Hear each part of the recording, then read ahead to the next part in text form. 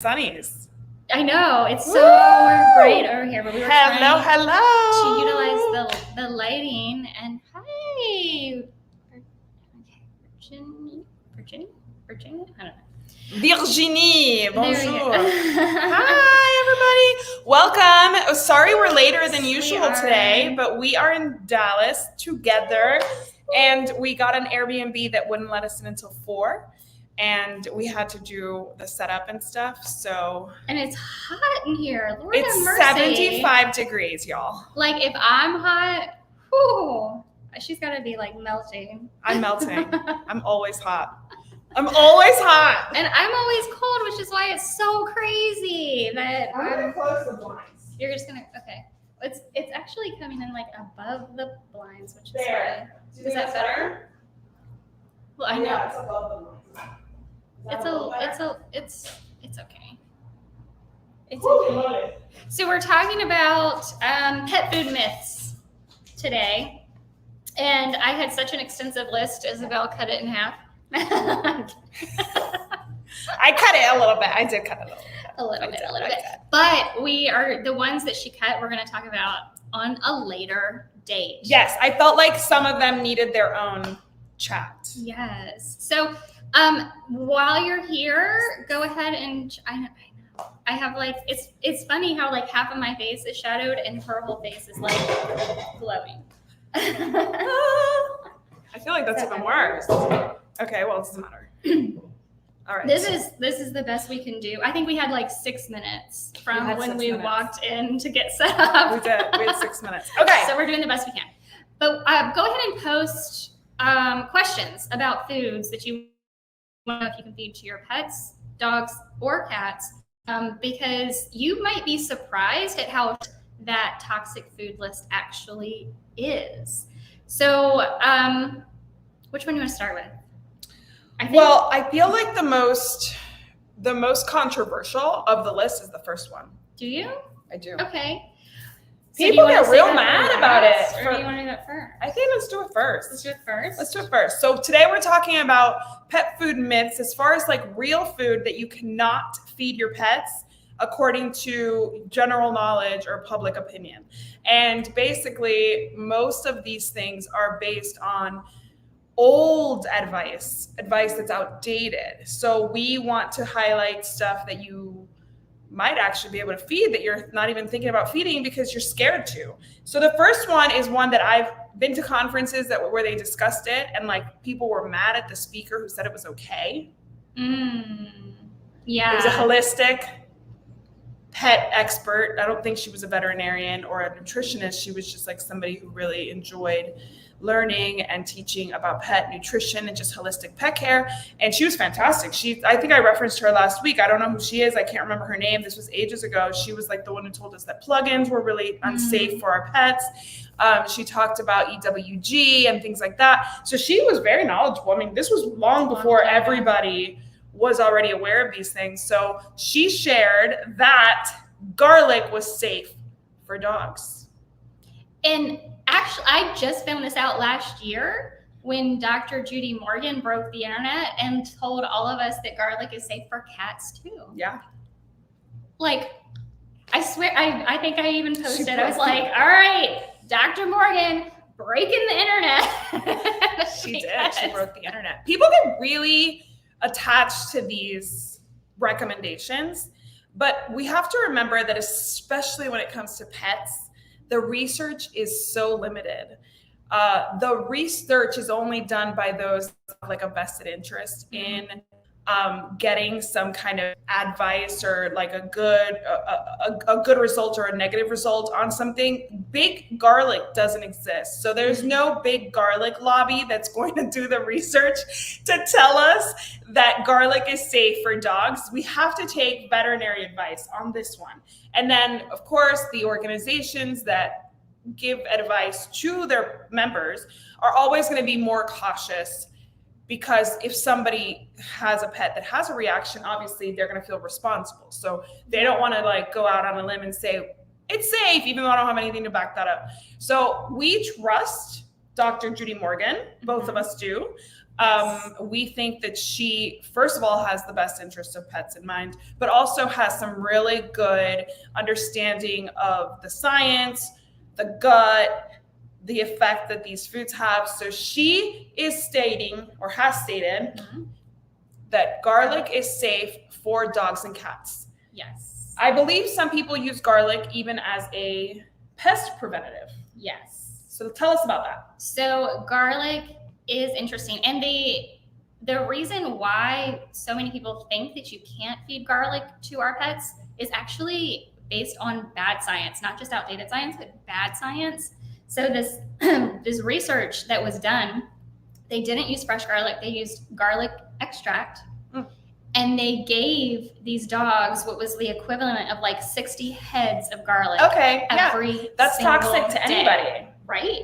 Yeah. I mean, water is toxic if you have too much of it, yeah. right? True. So this isn't like, oh, we have to be careful just of garlic. We have to be careful of literally everything in life. Yes. Of overheating.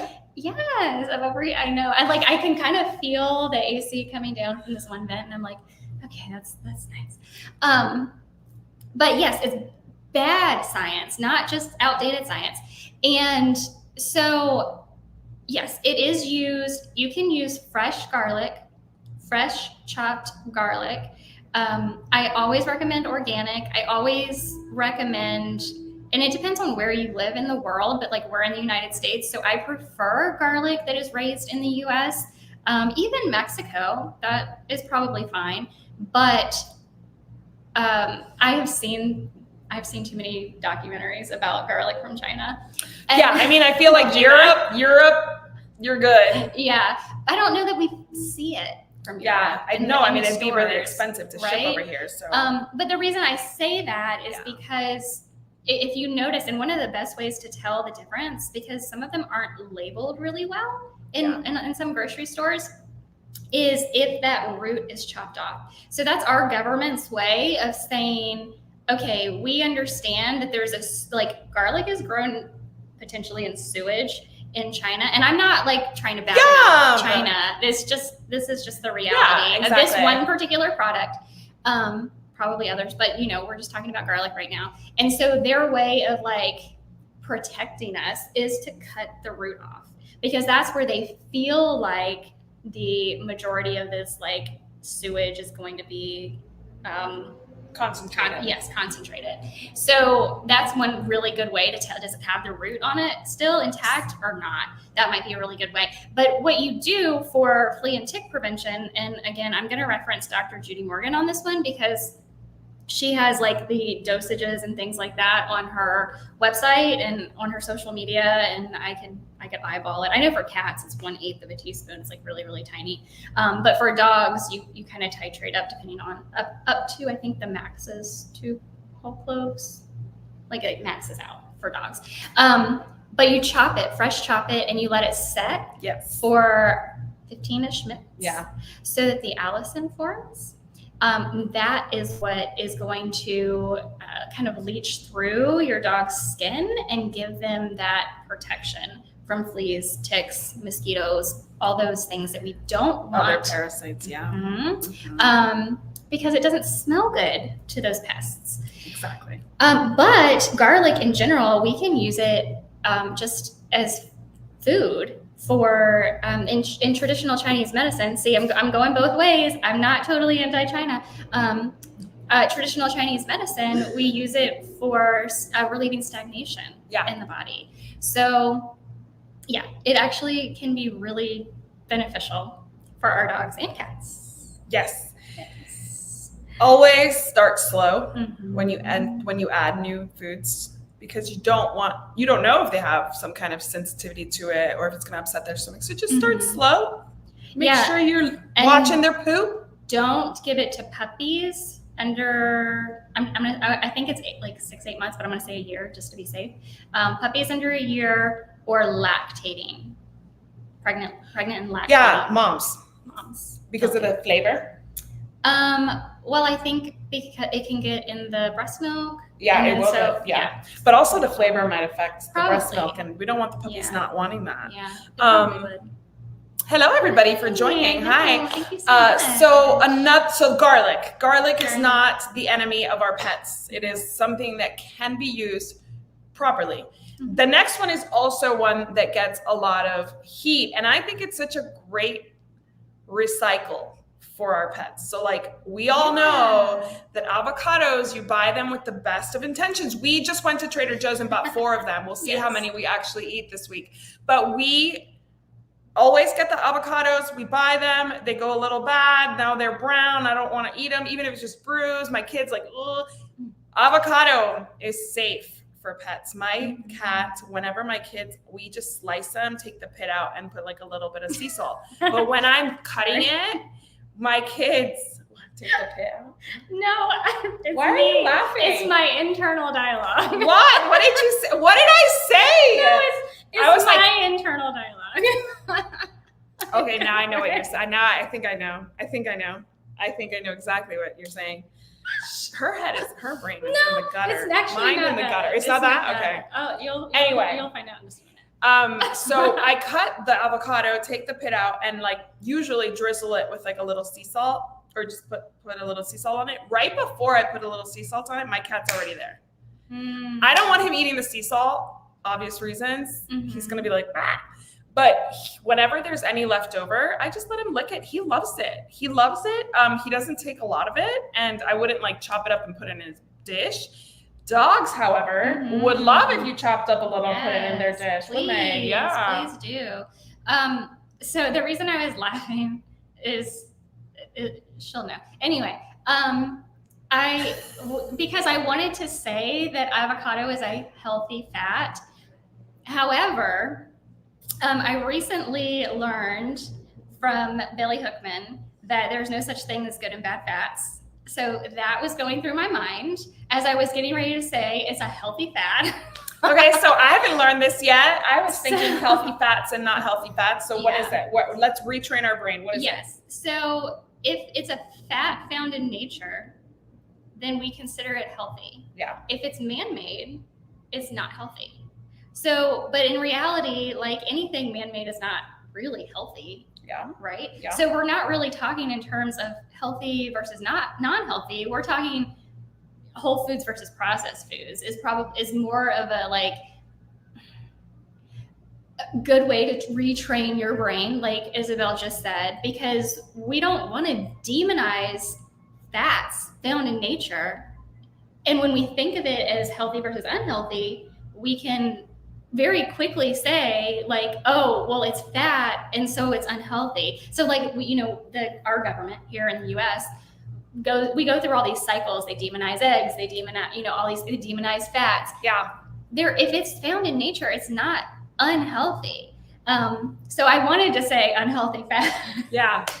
So healthy fat. It is a fat found in nature that has benefits. Yes. So anything found in nature, like if we look at eating a whole food, a steak, an avocado, an egg, whatever it is, they're all going to have fat in them. Yeah. And we don't want to demonize that fat because when the way it's found in nature as a whole food is in like this perfect harmony, this perfect balance. This is what nature like intended for us to eat. So like to stop demonizing, I guess. No, I fats in general, and just processed, fat is fat, not processed, yeah, right? Yeah. Instead of healthy, unhealthy, because our doctors, our government are going to put whole fresh foods into unhealthy categories when that's really not the reality for us or for our dogs and cats. So yes, I still want to say, because we've just been trained, like that's what's in our brains. I still want to say it's a healthy fat. I think it's a healthy fat. I like that I like that my kids eat it. And my kids, like I said, I'll just slice it up and serve it to them. They use a spoon to eat it like a little cup.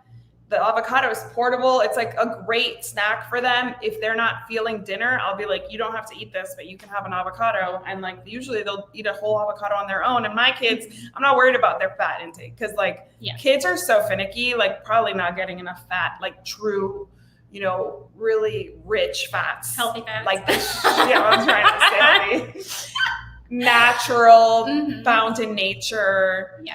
God-given fat. Yes. Well, and I like avocado for me personally because I prefer leaner cuts of meat. Yeah. I just don't like the gristle. Yeah, and agreed, agreed. I'm a very textural eater. Agreed. I have a child's palate. Like, absolutely. She does. I She's do. like, today at Trader Joe's, she's like, I don't eat onions. I'm like, so then I asked her, she's like, pico de gallo. She's like, onions. And I'm like, okay, I'm done. I feel like everything I eat has onions in it. So like, I have no idea what you eat. Like, what do you eat? I know. I like the flavor of onions. I don't like the texture of onions. Oh, interesting. Okay. So like, we'll cook with onions, Yeah. and then I just pick out the onions and don't eat the onions. Right. Right. I love onions. I apologize in advance if we ever meet in person. So yes, so I will eat a lean cut of meat with avocado. So Yeah. I'm balancing my protein and fat. Yeah, that makes sense. And it's just a really healthy way to eat. And for our dogs and our cats, right? When we feed whole, fresh foods, we really get stuck, and I get stuck, like being a nutritionist and having what just happened. I don't know what happened on Facebook and YouTube. Somebody gave us some love, and thank you. Fireworks everywhere. Like, I struggle with this because when I give somebody a recipe, I feel that like I'm obligated as a nutritionist, like that's what they're hiring me for, to give a recipe that's balanced to APCO. Yeah. Right? Because I don't want them taking a recipe 10 years from now to their veterinarian, and their veterinarian looking at it and saying, this isn't balanced. Oh my gosh, you've harmed your dog. Like, I don't want that to happen. So I feel really like, and a lot of our fresh foods, like commercial fresh foods, like Viva Raw or Green Juju or All Provide or Green Goodness Gracious, whoever, they are in this box too. It's like when we're feeding whole fresh foods, we're getting all of these wonderful nutrients from the fresh foods, and somehow we have to like box them into AFCO standards. Yeah. And so that's really tough. And I just got off on a tangent about avocado. Somehow I landed on AFCO standard. Okay, so avocados, cats can eat them. Yes. Dogs can eat them. Yes. I think one of the things that always resonates with me is if your pet's interested in them, yeah, and they seem to like them, just do a quick Google search. But like, look at, maybe instead of being like avocados safe for dogs, be like, how much avocado is safe for dogs? Like, phrase it for Google so that they find you results where it is allowed, but in moderation, right? So like, if you Google, is avocado dangerous for dogs? Google's going to bring you all the people who say that avocado is dangerous. So like, maybe how much garlic. How much garlic can I give my dog? How much avocado can a cat eat? And those results should get you somewhere that is more in line with what we're saying, rather than like somebody being like demonizing a vegetable. I had a dog, I grew up in Miami. We had a dog that used to eat avocados every time she could get outside. And she was white, so she'd come back with like green all over her face. Like, her little whiskers were all green. She was a Maltese mix.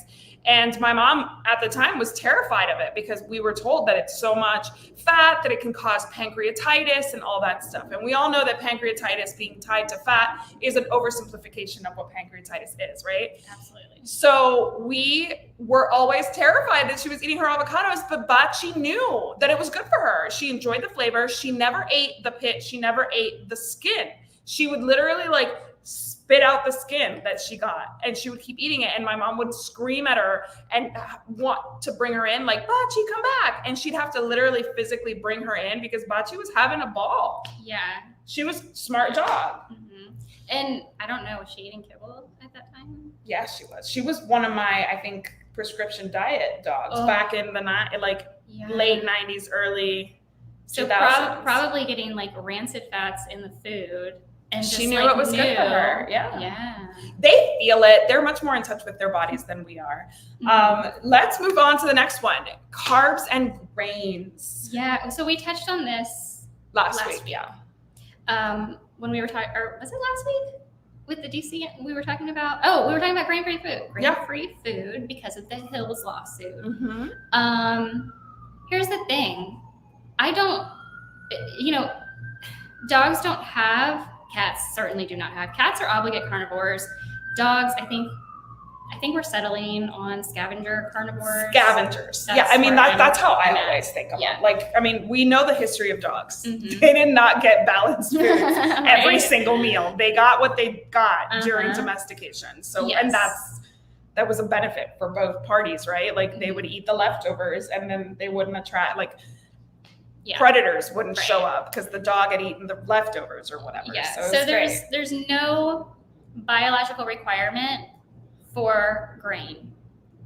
But will they get grain if they eat the stomach contents of a prey animal? Yeah. Really, really small amounts. Right. Probably fermented at that point. Yes. Right? So don't demonize grains, but also there is no biological requirement for them. Right. So don't plan a whole meal around carbs and lentils. Absolutely not. Please don't. There's even doctors that say we shouldn't be eating as many legumes as we do for humans. So, one of the things that always makes me think about specifically legumes, like beans, lentils, chickpeas, they wouldn't eat that in the wild because those have to be soaked and cooked in order to be edible, right? So that really, when you think about a scavenger, they they would have had to be eaten that after there was fire, right? You know what I mean? Yeah. There was no way, that's not necessarily something that was accessible to a wolf at any point. So unless there was some sort of natural fermentation going on. They're so hard, nobody would eat that. So I understand why people say don't feed them that. It is something that even I think about when I'm feeding that to myself or my kids. In Spain we eat legumes all the time. It's part of the Mediterranean diet. It's actually, recently I heard the top 5 diets that where you live the longest include legumes. That's the one thing they all have in common. So it's one of those things that we still don't fully understand. But for me, are there carbs and grains in kibble? Yes. Talk about in raw feeding, how much of carbs and grains make up a healthy meal? Off the top of my head, maybe 2%, really, really low. Yeah. Because even if you think of a prey diet, a whole prey diet, and if there are carbs, if there are starchy carbs, if there are grains in the stomach contents, that is such a small amount, comparatively to the muscle meat, the organ meat, the bones, which by the way, your dog is going to be eating those bones. And it's such a small amount versus in a lot of kibble diets, we're talking 40+% sometimes. Yeah. 30 in the 30s if you're lucky. Right. It's in the 30s. Right. So it's about really quantity in this case. We obviously don't want, and we will discuss at some point vegan diets for dogs and cats. We will tell you right now, neither one of us is on board with that.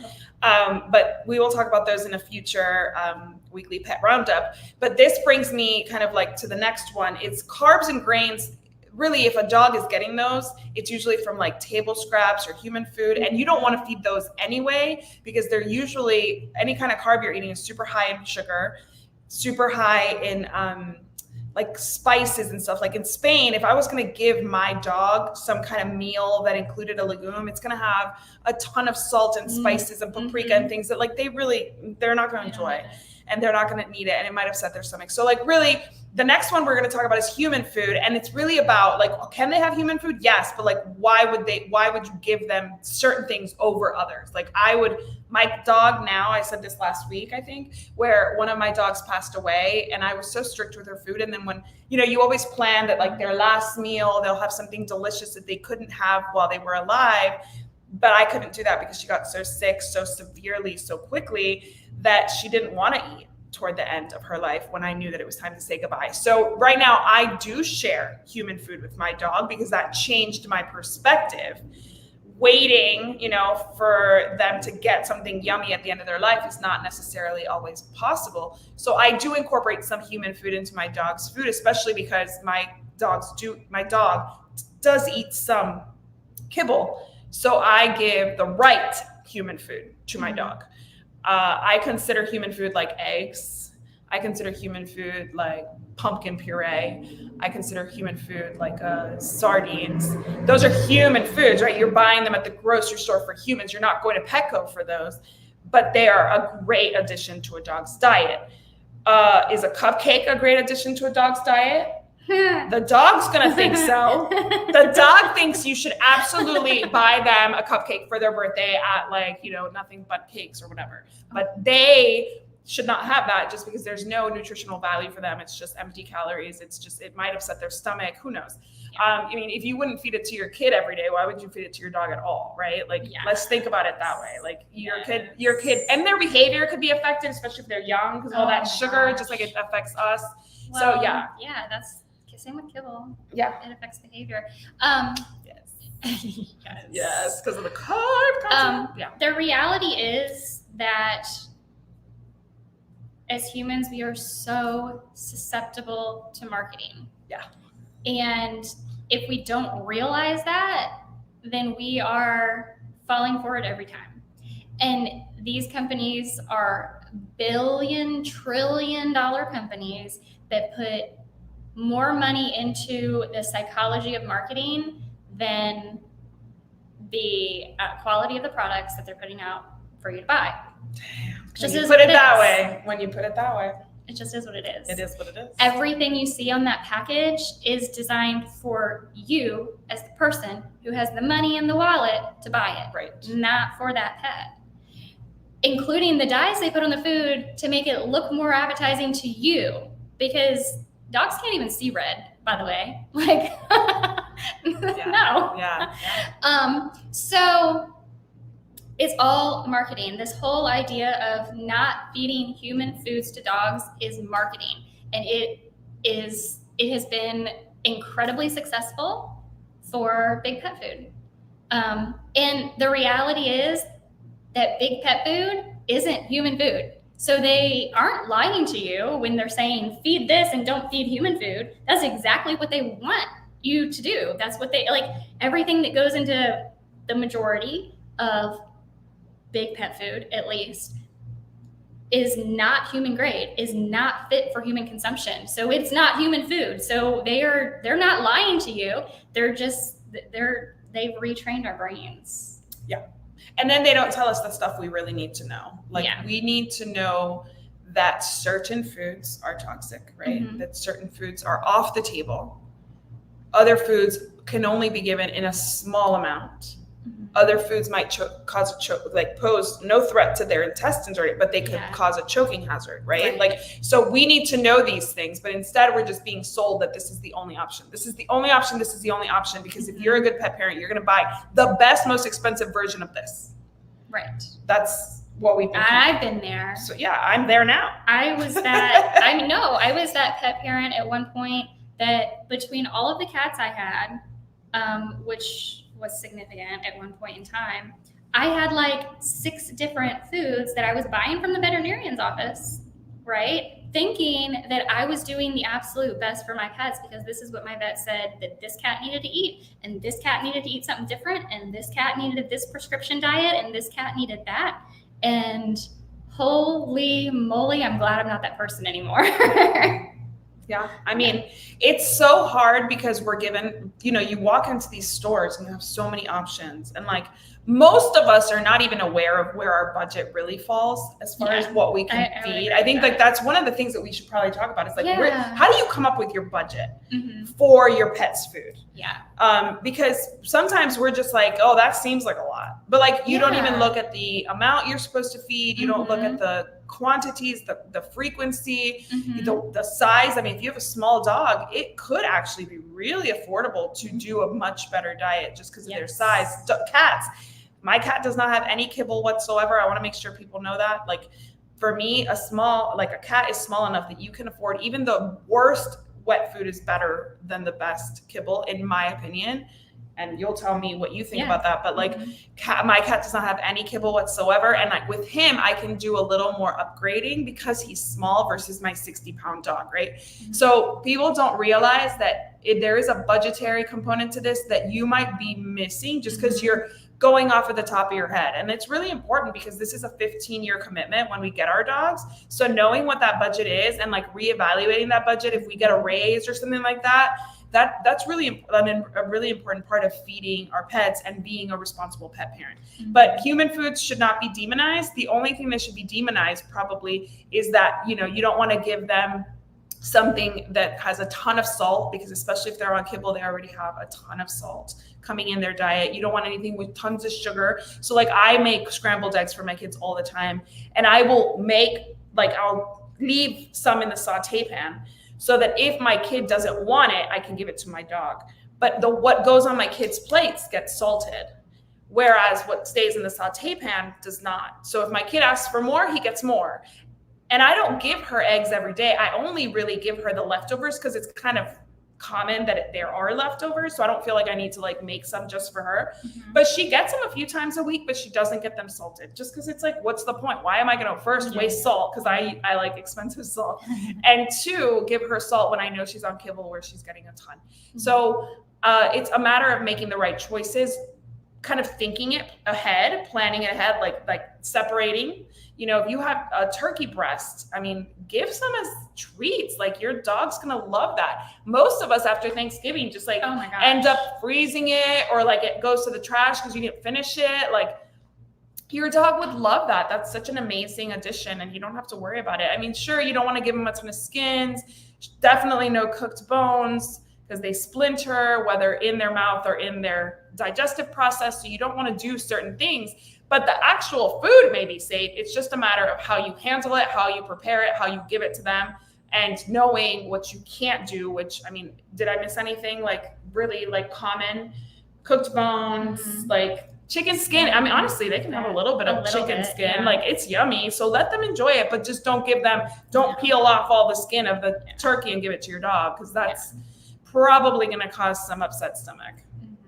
Well, yeah, and if they are eating kibble, then could cause a pancreatitis attack as well. Exactly. But the meat won't. The meat will not. So yeah, and take your turkey carcass or your chicken carcass and make some bone broth. Yes. Don't waste stuff. Yes. Do not waste stuff. Yeah, I think do you have any like people you follow that are creative like that? There's a human chef. I think he's from Spain, so I don't know if he's big in the US, but I remember seeing this on like a TV show where he literally talks about in his book how to use all the unused parts of the animals for human food. Oh. For human food. So I'm pretty sure I saw this in Spain, and it was basically like using these old ingredients that we no longer use, like where 100 years ago, the whole animal was used for different reasons in different ways. So I'm not eating a pig snout. Ain't happening. I know, but you can make up some kind of broth out of it. I'm sure you can. So that's what that book was about. Do you have any ideas or like any resources that kind of give you creative ways to use? Right. And I'm putting her on the spot. I always put her on the spot because I trust her that much. No. Because I believe in her so much. No. Especially for for pets. For humans, none of us are going to eat that stuff, so I'm not even bothering telling you about it. Apparently, there's like a movement, though. There's a movement. Oh my gosh. Yeah, you should create something like that. Oh, Lord Jesus. Okay. You guys make beef tallow at home? We do make beef tallow at home. Using up the fat. Yeah, we just get tired of wasting stuff. Yeah. And I'm tired of cooking in seed. I don't want to do it anymore. Yeah, no seed more oils. Seed oils. Yeah. Tell my husband that, please. Okay, the next one. I'm not going to even talk about this because you're the expert. I'm all for it. So. Yeah. So especially with our traditional medicine veterinarians, people just want to demonize raw meats. And yes, is there a concern for pathogenic bacteria? Yes. Salmonella, Listeria, E. coli? Of course there is. But more so for humans. More so for the contact with humans, because is it possible that our dogs could become sick from salmonella or E. coli or Listeria? Absolutely. It is so much less likely. Their digestive tracts are shorter and more acidic. They're designed to eat dead, to catch a prey animal, kill it and eat it. And if you think that doesn't have pathogenic bacteria, you're out of your mind. I wouldn't even touch it, let alone put it in my mouth. But because they're coming back to it, especially if you think about, okay, let's think about a lion or a tiger or a leopard, and they're catching a large piece of prey, a zebra or an antelope or whatever the heck they're catching right over there in Africa, which is so beautiful, and I want to go one day. They are taking down this entire animal, and they're coming back to feed off of that carcass for days. Yeah. And they're bringing their friends. Yes. Yeah. They're sharing. Yeah. They're slobbering. It's getting flies, and flies are helping themselves too. The buzzards are coming. There's larvae. So our animals, they are designed to handle it. Yeah. We are the animals who have evolved into fire. I want to say using fire. Say an inappropriate word. Using fire to. Yes. Well, I'm sure that before fire was a thing, their tolerance was very different. Very different. Yeah, like our bodies evolved to what they're exposed to. Yes. And so do pets. So that's why when you're transitioning from kibble to raw, there's a process, right? Yeah. So yes, I think that the biggest thing about raw food is we obviously think that raw feeding pets is safe. Yes. I've had veterinarians kind of look the other way about the fact that it was raw. I've had veterinarians look the other way about the fact that it was homemade, just because my pets were so healthy and they knew that my husband and I were diligent. I had a vet that used to come to the house because I had 4 dogs. So she saw where we stored the meat, how we stored it, what we did. She saw the recipe. She saw it all. So she was not going to recommend it to people, but she was comfortable enough to be like, okay, sounds like you've got it under control. I've had other vets that were like, please don't do that. And I was like, well, it's worked for us for X number of years and that's what we're going to do. And it was like the end of the conversation. I've been very lucky with my vets. They've never made me feel bad, probably because of what I do and because I speak intelligently on a topic. And they're like, okay, sounds like you have it under control. Maybe not my favorite thing, but it's okay. The biggest thing I think is that what vets see oftentimes and what makes them concerned, and it's a very big concern, is mishandling of raw food. Yes. People spend a lot of money on this stuff and then they leave it out too long, or it's been in the fridge too long.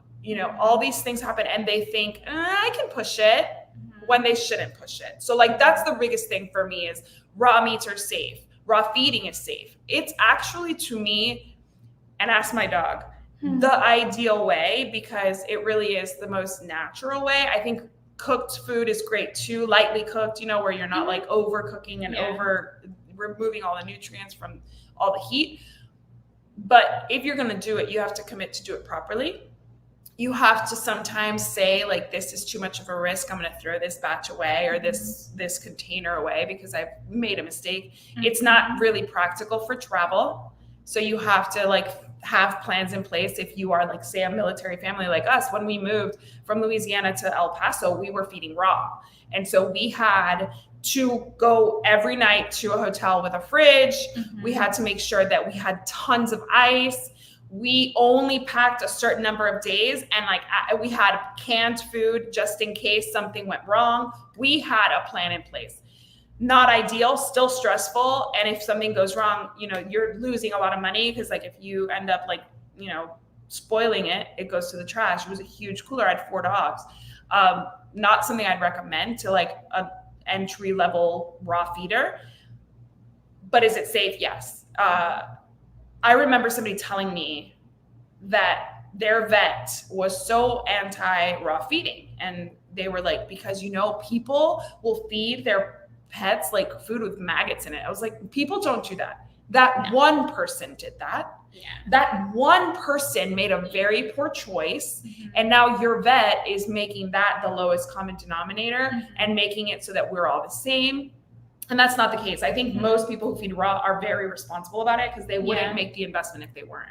And the reality is, I'm going to pull it up. you know what, it might be too much to pull up right now. Maybe another time. Susan Thixton, I think every year on her blog will put the number of pounds of You want me to look it up? of kibble or of pet food that has been recalled and why. And when you look at the pounds of kibble versus raw food that are recalled for pathogenic bacteria, it is like in the millions of pounds in kibble. I found it. Oh, In 2023, more than 236 million pounds of pet foods were recalled.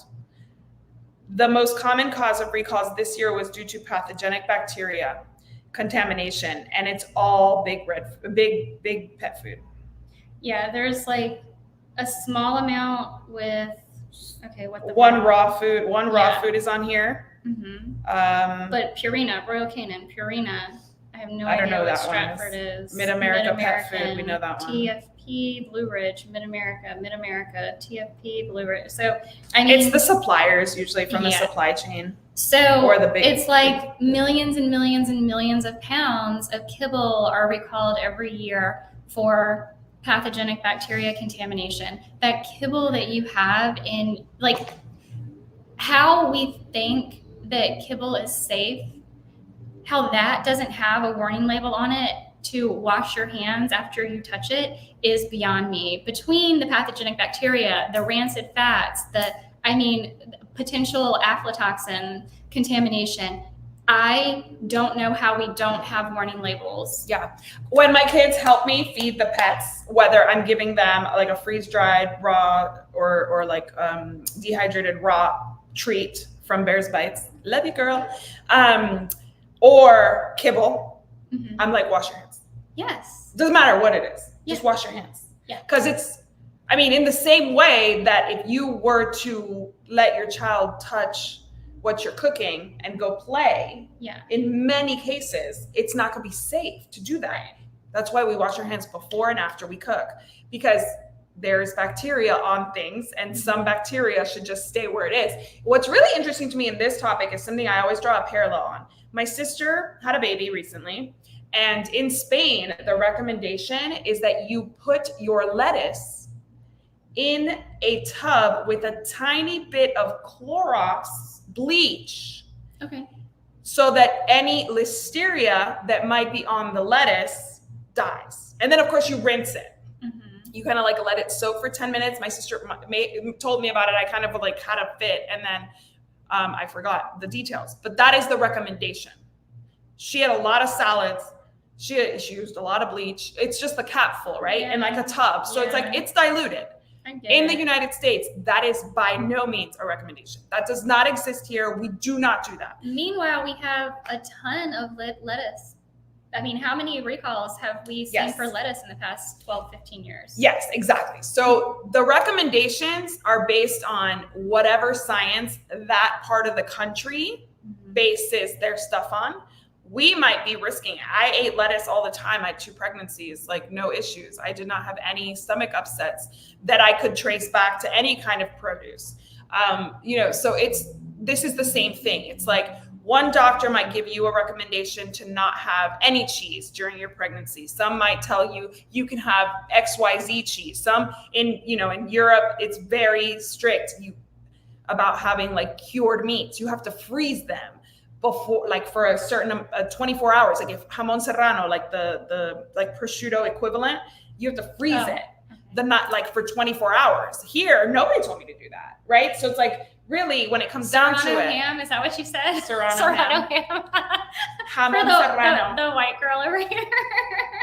Serrano ham. I'm sorry. I totally forgot that there was a translation for it. I swear to you. I was like, they don't know what serrano ham is. It's prosciutto's Spanish cousin. But yeah, I feel like these recommendations are always going to vary based on where you are, who you speak to, your veterinarian's experience, tolerance toward raw feeding.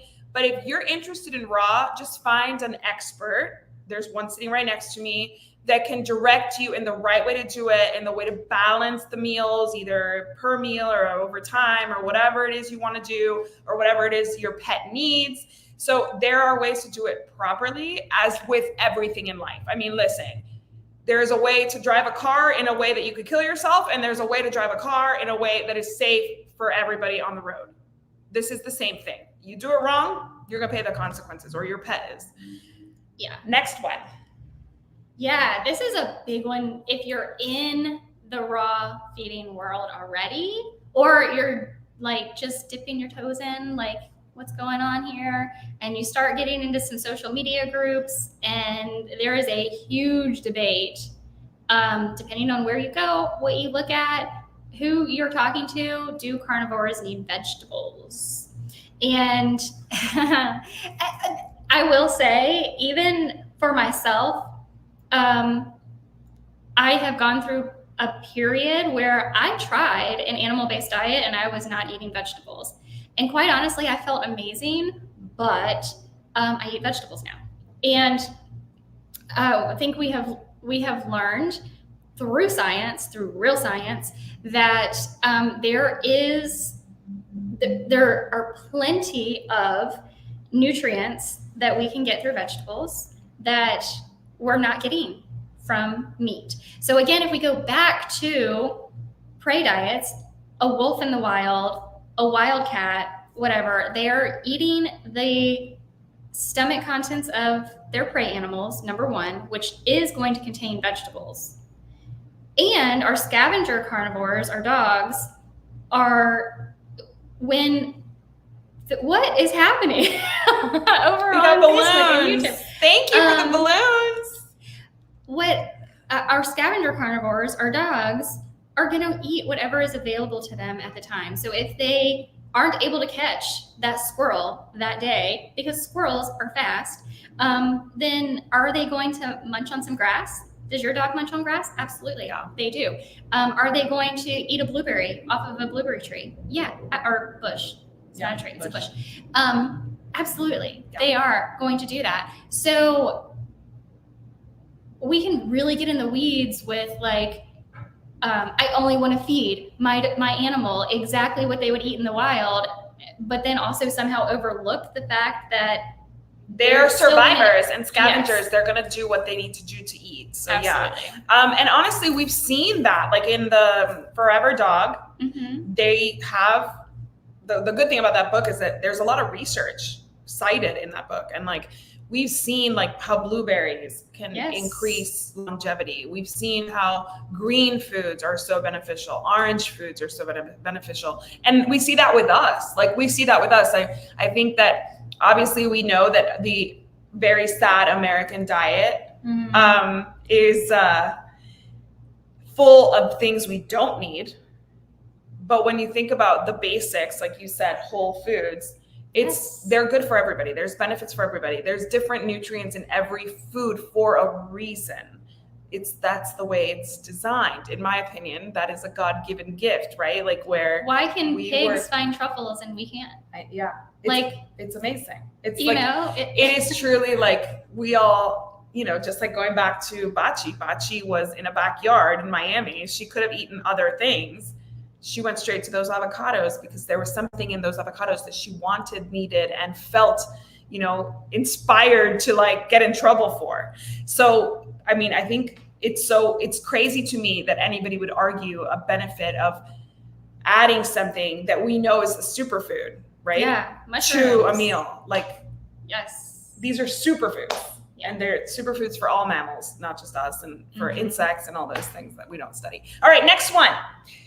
This is a weird one. This is a weird one, but I saw that Rodney and Karen were talking about teas because apparently, and I want to say, don't quote me on this, it was like the AKC maybe that put out a blog about not giving teas to your dogs when we know from the Forever Dog book, like you were just talking about, that green tea is incredible, that chamomile tea is incredible. Like we can use there's a lot. I think what the issue is here is caffeine. So if we're looking at teas that contain caffeine, like a black tea that contains caffeine, no, we don't want to give that to our dogs. Right. But green tea is naturally decaffeinated. And there's just so much benefit there. So teas for dogs, I just Googled it. Chamomile comes up, ginger tea, rooibos, which I love. If you don't know, don't love teas, but I like teas in the evening, so I can't have caffeine because it does affect me. So rooibos is something that I have, and at tea shops they have like vanilla rooibos and like chocolate rooibos, and they're so nice and they're not caffeinated. Rooibos is it's kind of like a black tea, but it's not caffeinated. Echinacea, green tea, oolong, which is like a white, right? Is oolong like a white? I can't remember. No. Peppermint.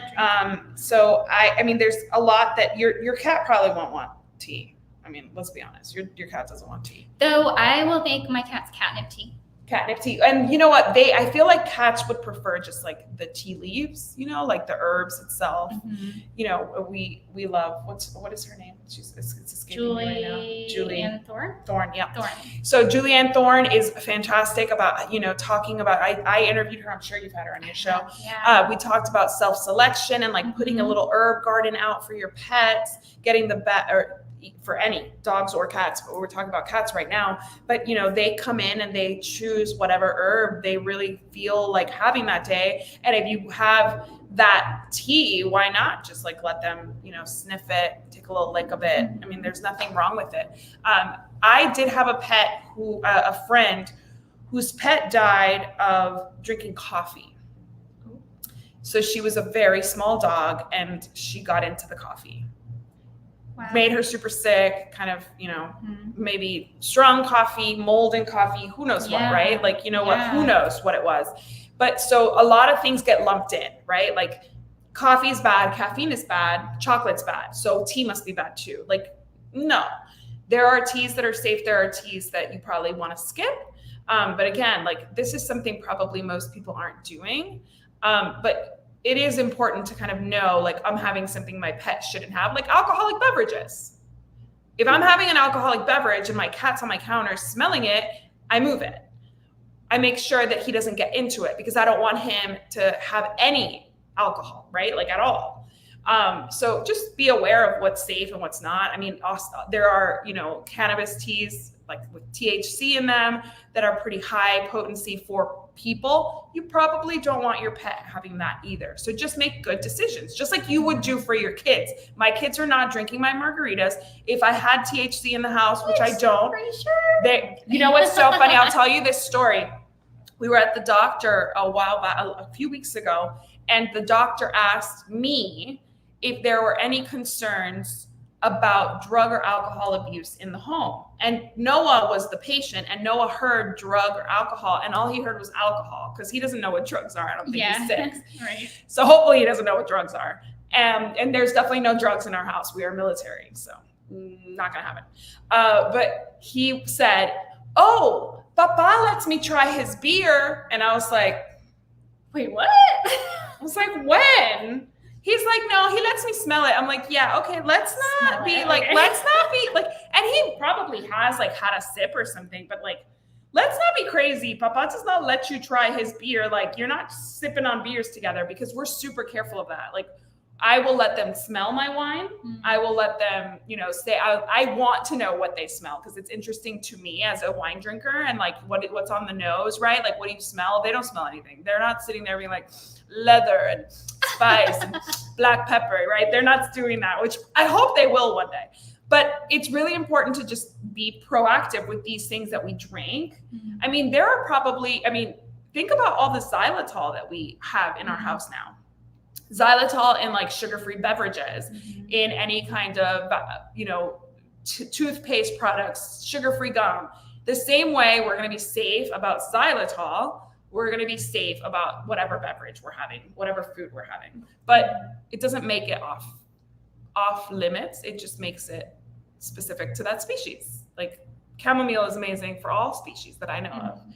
I grew up on it. It's amazing for so many things. And if you don't have chamomile in your house, go get some. Next one. We're getting close to the end. Nuts and seeds. Yeah, this one's interesting. Because I think unless your dog or cat has like colitis, which I think is pretty rare. And it's not usually caused by this. It's something that already was caused by maybe like separation anxiety, like a boarding situation caused it for my dog where she was completely like stressed out. She got colitis. We had to come home early. Yeah, like your dog could be maybe prone to like chronic colitis in those settings, in like a high stress setting. But yeah, I mean, most dogs can tolerate nuts and seeds. Yes. Not seed oils. With one exception. Yes. But I mean, I use them to balance recipes. Yeah. I will use and pumpkin seeds can be a good like dewormer. Yeah. There are lots of uses. Yeah. Pumpkin seeds are a superfood. Yeah. For everybody. Yes. Yeah. Absolutely. So yeah, don't be scared. I actually, and the biggest issue I think with nuts and seeds is that like inhalation choking. Yes, exactly. That's exactly what I was saying. And one other thing is that it depends on the quality of the nut and seed, right? Like peanut butter from Jiffy might have xylitol in it.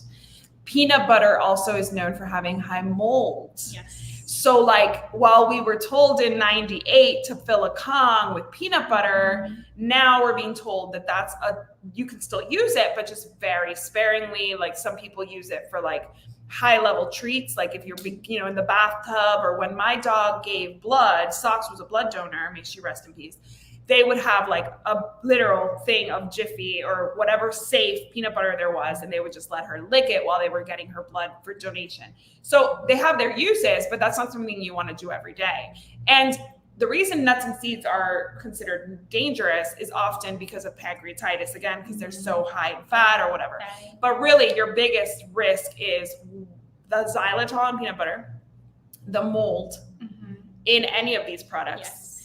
And the choking, because like your Yorkie has no business being given like a full cashew. Like it could be a problem. They could aspirate it, and that requires surgery. Yes, to remove. And you really need to know your dog. So my dog, I do have a little dog. She's 14. Yeah, no, I'm talking about like a 4-pound Yorkie. But I will give, if I am eating a cashew, I will give her maybe a half of a cashew. Yeah.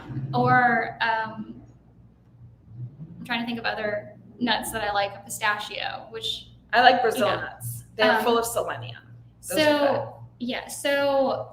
But she is so funny because even a half of a cashew, she will take and like nibble at it and nibble it down. I like to crush them. Yes. So like I might just take like something like the back of a knife and just crush it and put it in the bowl. Yes. That's so like a treat. Yeah. If I'm like instructing for a recipe, I'm crushing. Yeah. We're not putting whole nuts. Because with Kira, she's a big dog, but she doesn't know what to do with it because it's like such a different texture than she's used to, that I do think that that's like kind of like, so I crush it and put it, especially if it's already fallen on the ground because my kids dropped it. And so I'm definitely not going to eat it. And I'm like, do I throw it in the trash or do I give it to the dog? I give it to the dog, but I just crush it so that she can enjoy it more.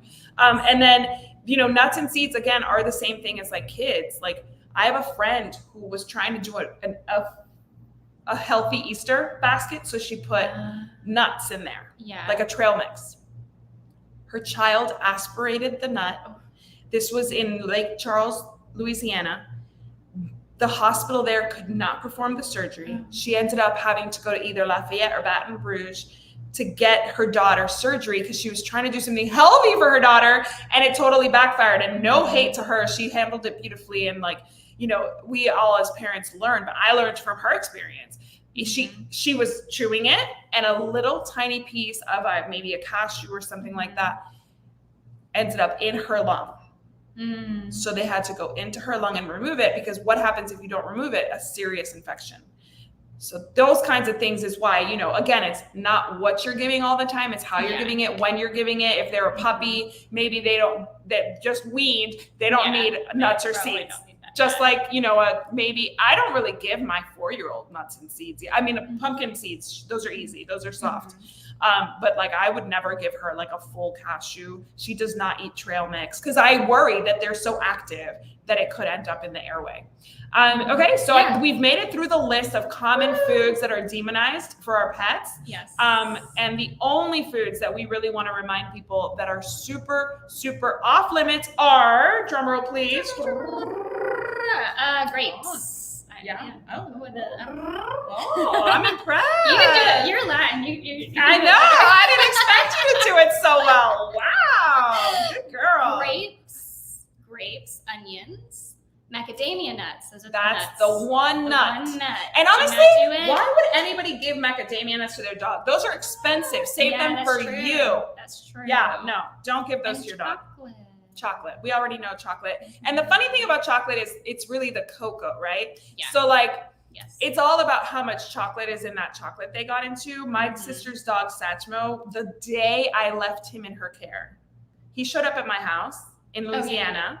6 months later, I went to see my sister in Miami. She lives in Spain. I lived in Louisiana at the time. We met in Miami so I could hand off the dog to her. She had decided she wanted him. I adopted him to her. The day I left after our visit together, she was 100% in charge of him. He got into a bunch of chocolate. We had just gone on a cruise we went to. The cruise was Italian. It was the MSC, where we went on the yacht club. Yeah, that's a story for another time. But she had left her suitcase, new pet parent, totally forgot, spaced, and that was Italian chocolate. That was like almost 90% chocolate.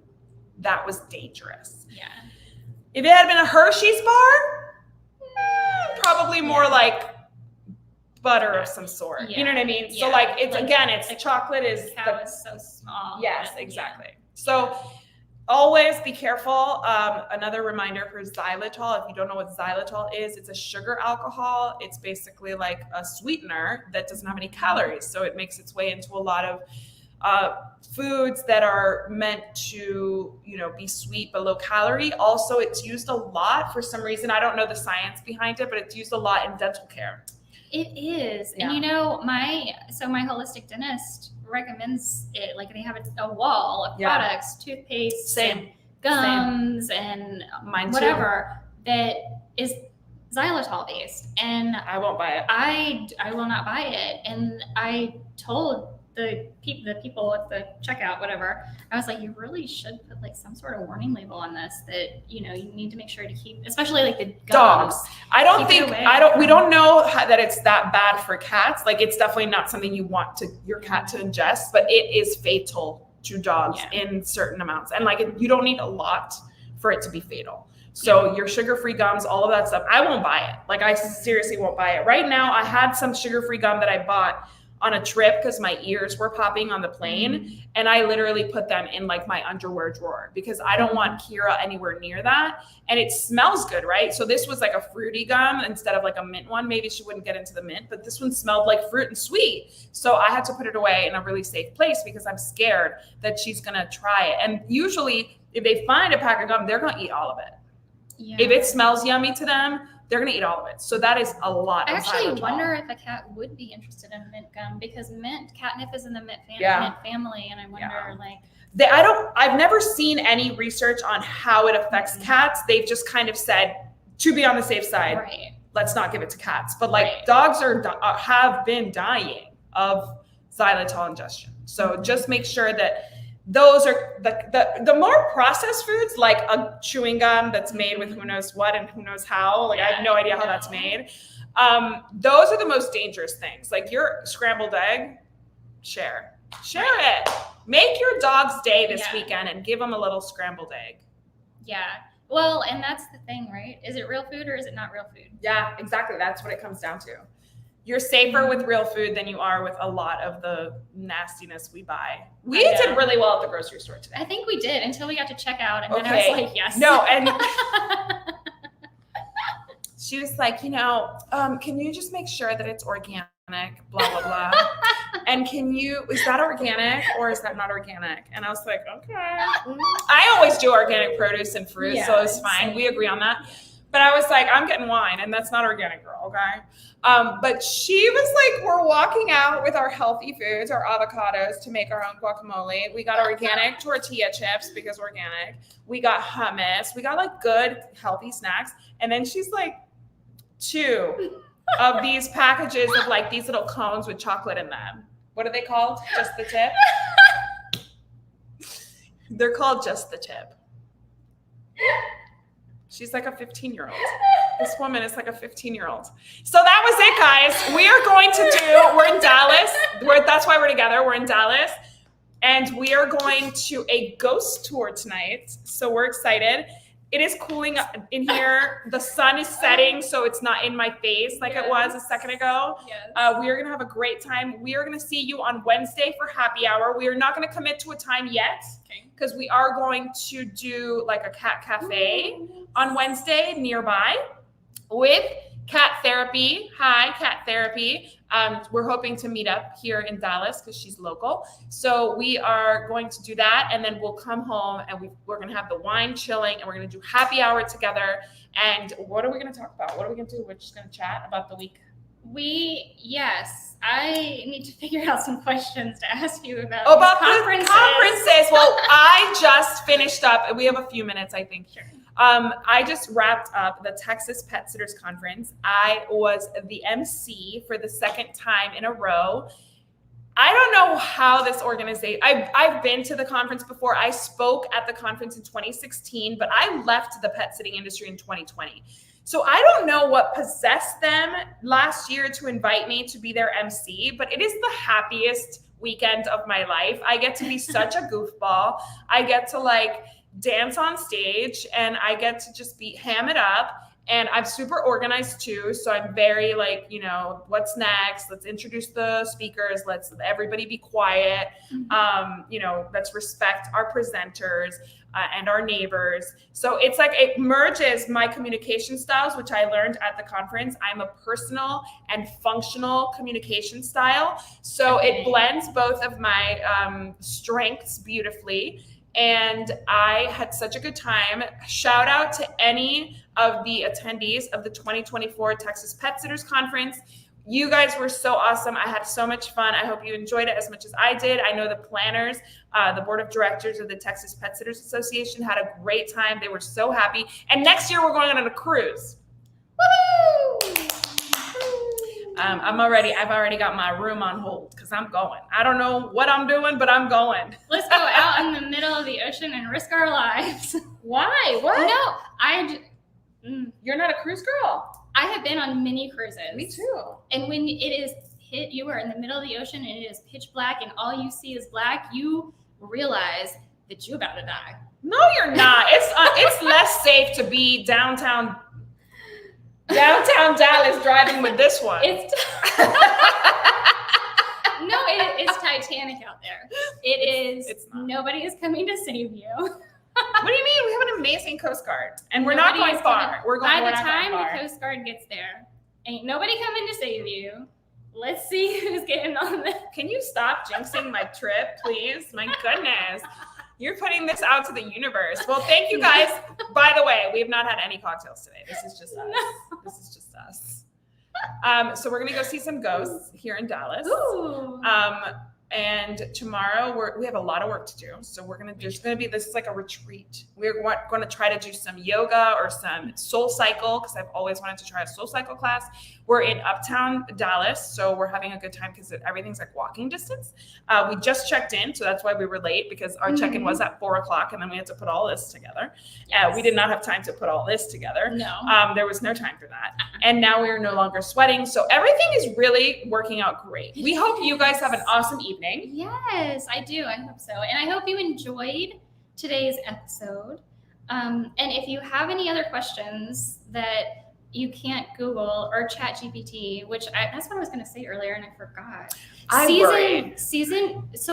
Create your own GPT and season it with your info.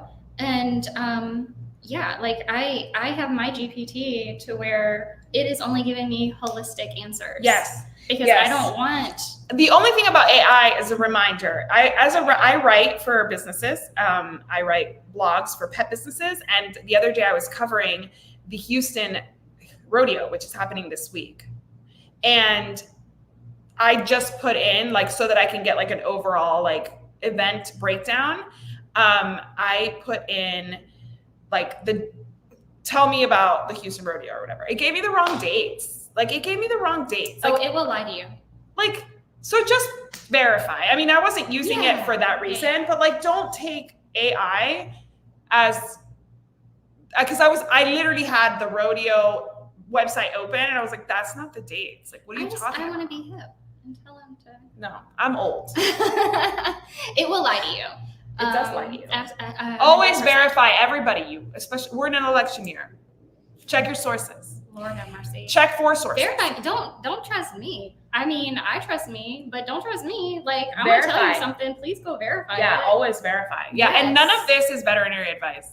There's a caveat. There's a disclaimer. There's a disclaimer. None of this is veterinary advice. Go to my website and you will see my disclaimer. Exactly. My show has the same disclaimer. Always discuss these with your trusted veterinarian, whomever that may be, and however they may lean.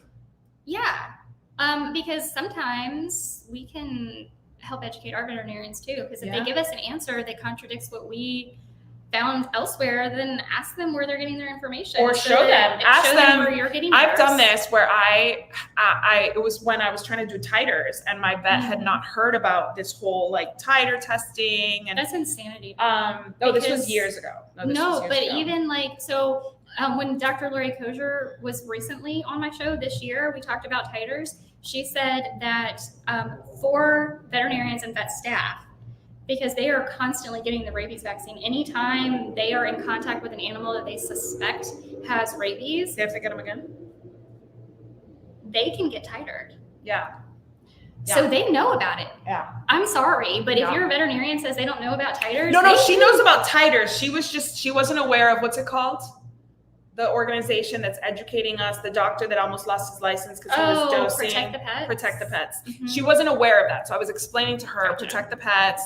And I was telling her that I preferred to titer instead of vaccinate. And she explained to me that legally, I would still in the state of Texas need the rabies vaccine. And I had a biter. So there was no option to like not do the rabies vaccine. But I explained it to her and I sent her the link to Protect Your Pets so she could learn about it.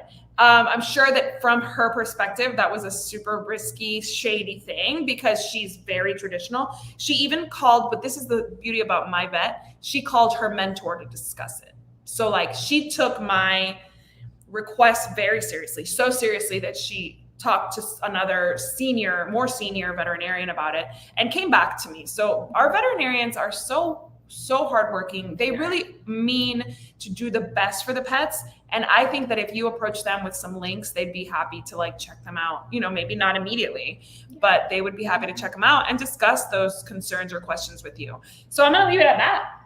Yeah. We're over an hour anyway. So bye everybody. Bye. Thanks for joining us. Have a great evening. We'll follow our stories so you can see what we're up to because we are going to be sharing on both Covered in Pet Hair and the Pet Parenting Reset, our week's adventure. And then you can follow us at Super Zoo in August when we get back together. Oh my goodness. That's going to be so much fun. All right. Bye, y'all. Bye.